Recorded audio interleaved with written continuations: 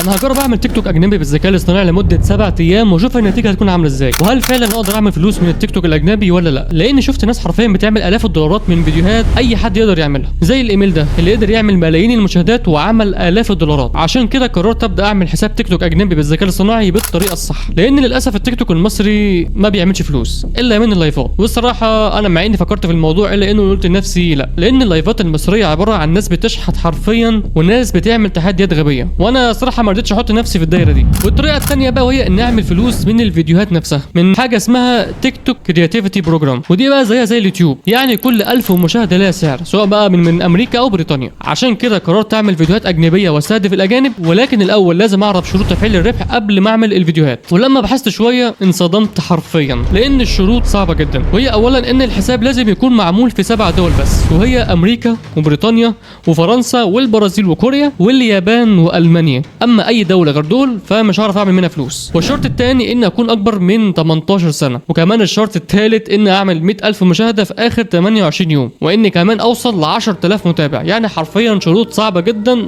اكتر من شروط اليوتيوب نفسها اللي هي اصلا 1000 مشترك و4000 ساعه مشاهده. ولكن مع ذلك حاولت اشوف طريقه عشان اعمل حساب امريكي وابدا انشر عليه وابدا ان شاء الله افعل الربح. وبعد 60 دقيقه بالظبط اخيرا عرفت طريقه، وهي اولا اني افعل في بي ان بروكسي مدفوع عشان اقدر ان انا استهدف الاجانب، وساعتها التيك توك ما يعرفش اني من مصر. والمفروض لما اعمل الايميل بالنظام ده هيظهر عندي نظام التيك توك كرياتيفيتي بروجرام، وساعتها لما ابدا احقق الشروط هبدا اعمل فلوس. وفي بقى كمان طريقه اسهل من دي بكتير ولكن محتاجه فلوس، وهي اني اشتري حساب تيك توك اجنبي مفعل للربح وابدا انشر عليه وابدا اعمل فلوس على طول. ولكن برضك هحتاج الطريقه الاولى، وهي اني افعل في بي ان بروكسي مدفوع عشان التيك توك ما يلاحظ اني من مصر. والصراحه انا قعدت افكر كتير جدا ان اشتري اكونت تيك توك اجنبي مفعل للربح، ولكن الصراحه هياخد مني فلوس كتير جدا. فقلت لنفسي ان ابدا الاول اعمل الحساب وبعد كده ابدا افكر اشوف هل فعلا اشتري ولا لا. ودي بقى كانت خطه عمل اكونت تيك توك اجنبي بالذكاء الاصطناعي لمده 7 ايام. اول حاجه ان اشتري في بي ان بروكسي لمده 90 يوم واربطه ساعتها بتطبيق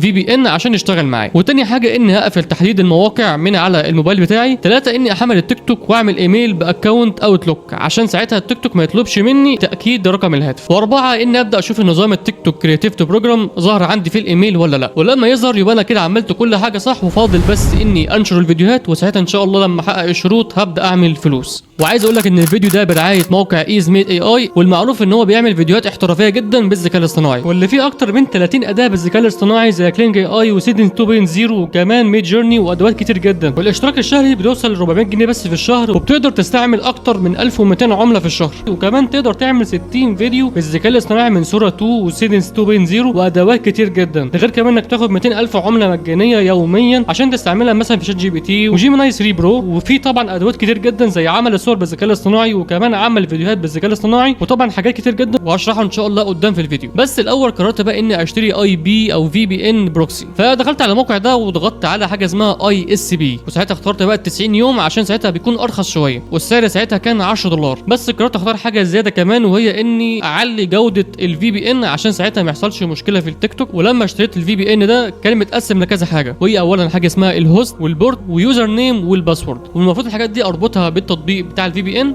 عشان ساعتها يشتغل معايا. بس الاول قبل ما اربطه كان لازم اعمل فحص للبروكسي ده عشان اعرف فعلا الجوده بتاعته كويسه ولا لا. فدخلت على موقع لفحص الاي بي، وساعتها فعلا كان البروكسي ده كويس جدا، والمفروض لما يكون اقل من 38% يبقى كويس، اما اعلى من كده فهيكون وحش، وساعتها لازم اخش اكلم خدمه العملاء عشان اغير الفي بي ان ده ويجيبوا لي واحد تاني. فبعد ما اشتريت الفي بي ان بدات بقى اني احمل تطبيق اسمه بيتيتسو من على الايفون، وفي كمان تطبيق تاني اسمه ساكس درويد اي بي كي ده موجود على الاندرويد. فلما انا حملت اللي هو تطبيق بيتيتسو بدات بقى اني اعمل اضافه للفي بي ان، واخترت اتش تي تي بي، وبدات احط بقى كل حاجه في مكانها، اللي هو الهوست في مكانه والبورد واليوزر نيم والباسورد. ولما عملت حفظ وكونكت ساعتها الفي بي ان اشتغل معايا تمام وكل حاجه. بدات بقى ان اخش في الخطوه الثانيه، وهي اني اقفل تحديد المواقع واقفل الجي بي اس. فدخلت على الاعدادات، وبعد كده ضغطت على جنرال، وضغطت على حاجه اسمها باك جراوند اب ريفرش، ودي عشان ايه التطبيقات ما تتحدثش تلقائي، وساعتها ممكن مثلا تحديد المواقع يتفتح لوحده. فعملت ليها اغلاق وقفلت كل التطبيقات. وساعتها بقى دخلت على حاجه كمان وهي اسمها لوكيشن سيرفيسز، ودي بقى تحديد المواقع يعني، وقفلتها. فبدات احمل التيك توك عشان اشوف فعلا هل الفي بي ان البروكسي اشتغل ولا لا. ولما حملت التيك توك كنت خايف اخش عليه الصراحه الاول، لاني خايف الصراحه ان الفي بي ان ده ما يكونش شغال كويس، وساعتها يبقى انا كل اللي عملته ملوش لازمه. شغلت الفي بي ان ودخلت على جوجل وكتبت واتس ماي اي بي بيه عشان اشوف هل فعلا في بي ان اشتغل معايا ولا لا، والحمد لله فعلا كان شغال معايا. وبدات بقى اني افتح التيك توك وبدات بقى اني اعمل ايميل جديد، وكمان ربطت الايميل باكونت اسمه اوتلوك عشان ما يطلبش مني تاكيد رقم الهاتف. وبعد كده عملت الايميل، وفعلا اول ما فتحت التيك توك ساعتها جالي فيديوهات كلها خاصه ببريطانيا وامريكا، يبقى انا كده كل حاجه شغاله تمام. لكن هنا بقى قررت اتاكد من اهم حاجه. بس قبل ما ابدا ما تنساش تدعمني بلايك واشتراك، لان ده الصراحه بيساعدني جدا.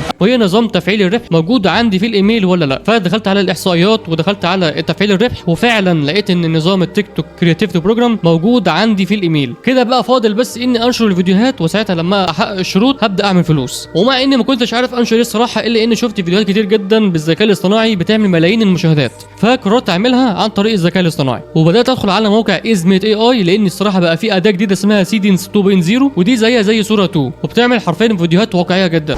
Oh shit, calm down.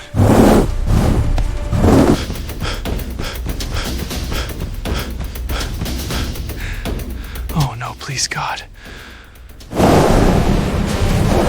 مع ان في ادوات تانية كتير جدا موجوده في الموقع زي كلينج اي اي وسوره 2 وميد جيرني، ده غير كمان تحويل الكلام لفيديو والصور لفيديو. لو انا مثلا ناوي اعمل فيديوهات ترند بضغطه زر واحده، ففي حاجه اسمها فيديو افكت، في موجود فيها كل الفيديوهات الترند اللي تقدر تعملها بضغطه زر واحده، زي مثلا ترند العضلات، او حتى كمان ترند فيديوهات اللي هي الاسمر اللي هي اسمها اي اس ام ار. ولكن قررت اني اكمل في الفيديوهات اللي انا عاوز اعملها، فبدات اخش على شات جي بي تي عشان ابدا اعمل البرومبت، وقلت له عاوزك تعمل برومبت احترافي لمشهد فلوج لراجل ماشي في الغابه، والمشهد متصور من الكاميرا الموجوده في راسه، وساعتها شاف حيوان غريب شبه الاسد. ولما عملت البرومبت حولت الصوره من شات جي بي تي بمقاس 9:16 اللي هو بتاع المقاس الموبايل يعني، وبدات ساعتها اعمل الفيديو من الموقع. فاخترت ايمج تو فيديو، واخترت الاداه اللي هي خاصه بسيدنس 2.0، وساعتها حطيت الصوره، ودي كانت النتيجه. وحرفيا الفيديو كان احترافي جدا. بدات بقى ساعتها اني اخش على التيك توك وانا مفعل الفي بي ان، وبعد كده نشرت الفيديو، وبعد تقريبا 24 ساعه الفيديو وصل ل 600 مشاهده بالظبط، ودي كانت حاجه كويسه جدا كبدايه. فبدات اعمل الفيديو الثاني وعملت البرومبت من شات جي بي تي، لكن ساعتها استخدمت اداه جديده موجوده في سيدنس 2.0، وهي ان احط فريم الصوره الاول وفريم الصوره الثاني في المشهد اللي بعده عشان يبان انه كله فيديو واحد. وفعلا كانت دي النتيجه.